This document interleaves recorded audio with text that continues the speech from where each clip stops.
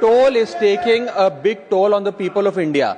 Sir, toll plaza पे persistent congestion, अटर mismanagement और over profiteering के चलते एक आम आदमी का अनुभव इनकन्वीनियंस से इनजस्टिस में बदल चुका है।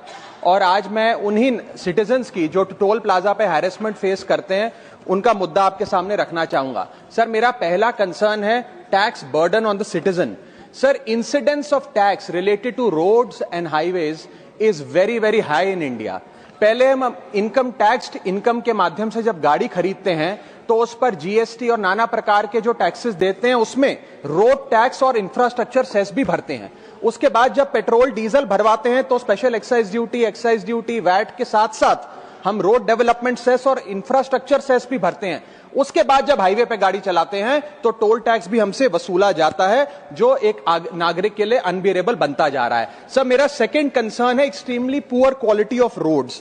सर, इतना टैक्स भरने के बाद हम उम्मीद करते हैं कि रोड की क्वालिटी अच्छी होगी, ड्रेनेज सिस्टम अच्छा होगा, लेन डीमार्किंग होगी, लाइटिंग होगी और सेफ्टी इंफ्रास्ट्रक्चर होगा, लेकिन यह भी हासिल नहीं होता और इसी के साथ साथ नेग्लिजिबल मेंटेनेंस का भी शिकार होना पड़ता है, जिसके चलते गड्ढे, पॉटहोल्स, ब्लैक स्पॉट्स और सरफेस डिफॉर्मिटीज देखी जाती हैं और हजारों लोग रोड एक्सीडेंट्स का सालाना शिकार होते हैं। सर, इसके साथ साथ मैं बताना चाहूंगा कि केरला हाईकोर्ट ने हाल ही में अपने एक ऑर्डर में एनएचएआई को फटकार लगाते हुए कहा that if road continues to be bad और incomplete, NHAI has no right to collect the toll और टोल प्लाजा बंद कर दिए।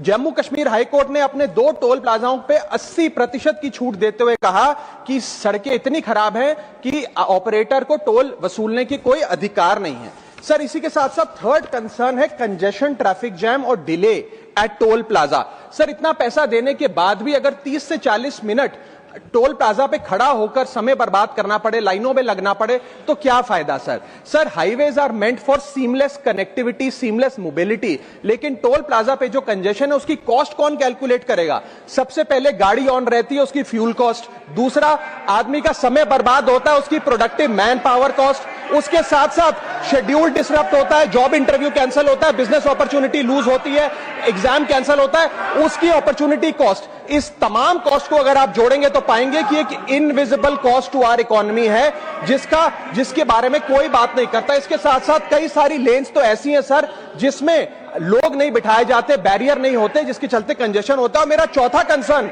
कि फुल कॉस्ट रिकवरी के बाद भी टोल वसूला जाता है 20-20, 30-30 साल तक। सर,